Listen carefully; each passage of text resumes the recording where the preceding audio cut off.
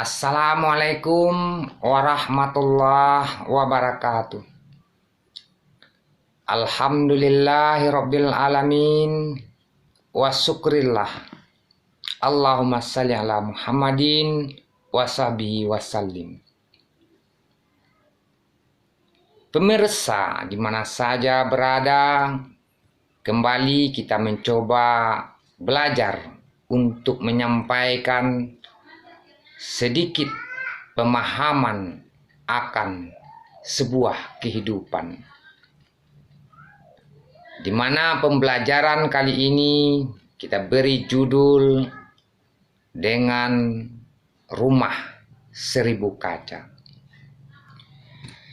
Kehidupan bagaikan cermin, di mana setiap kita bisa berkaca atau melihat akan diri kita.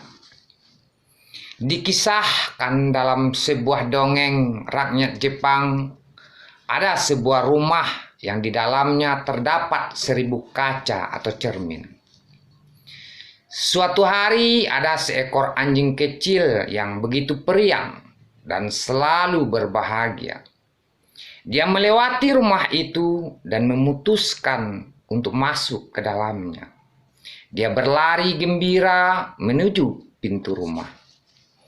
Pada saat anjing riang itu masuk, ia terkejut bahwa ia mendapati di dalam rumah itu terdapat banyak sekali anjing yang mirip dengannya, dan menyambutnya dengan ekor yang bergoyang-goyang serta kuping yang terangkat pula. Anjing kecil itu tersenyum senang, dan sekali lagi ia melihat semua teman barunya juga membalas senyumnya dengan senyuman yang sama, begitu bersahaja. Saat anjing kecil itu meninggalkan rumah tersebut, dalam hati ia berkata, "Sungguh suatu tempat yang begitu menyenangkan. Ada banyak teman yang baik dan begitu ramah, dan aku tentu akan merindukan tempat itu."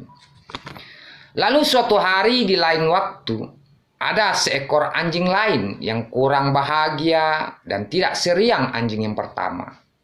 Bawaannya penuh curiga dan tak bersahabat. Dan anjing itu pun juga memutuskan untuk mampir ke dalam rumah 1000 kaca tersebut. Dengan perlahan dan tampak begitu waspada, ia berjalan menuju pintu rumah itu. Saat anjing itu masuk ke dalamnya, ia terkejut karena dia mendapatkan rumah itu ada banyak anjing yang tak bersahabat. Lalu anjing itu mencoba untuk menggertak dengan mengeluarkan taring dan geraman kecilnya. Namun lagi-lagi ia dikejutkan, semua anjing-anjing itu melakukan hal yang sama yang ditujukan kepadanya. Dengan penuh ketakutan, anjing itu berlari kencang tanpa menoleh ke belakang, keluar dari rumah itu.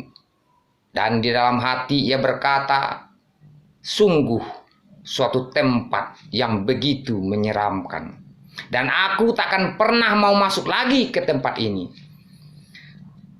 Dari kisah ini kita bisa mengerti dan mencoba untuk memahami dan menyadari bahwa apa yang kita lakukan dan kita perbuat serta yang kita tampilkan di dalam kehidupan ini akan kembali kepada diri kita sendiri.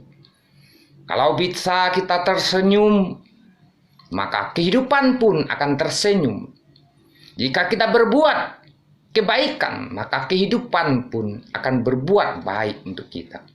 Ingat bahwa kehidupan adalah cermin. Dengan bersikap positif, selalu ceria dan bahagia, bukan sekedar direkayasa, maka sikap positif itu yang keluar dari dalam diri kita akan bisa menarik energi positif ke dalam kehidupan kita. Dan berbuatlah kebaikan sebanyak-banyaknya di dalam kehidupan ini menurut kesanggupan kita, agar apa yang kita perbuat akan kita terima nantinya. Sebab siapa yang menanam, dia pula yang akan memetik hasilnya. Begitupun sebaliknya. Siapa yang menabur angin, dia akan menuai badai pada akhirnya.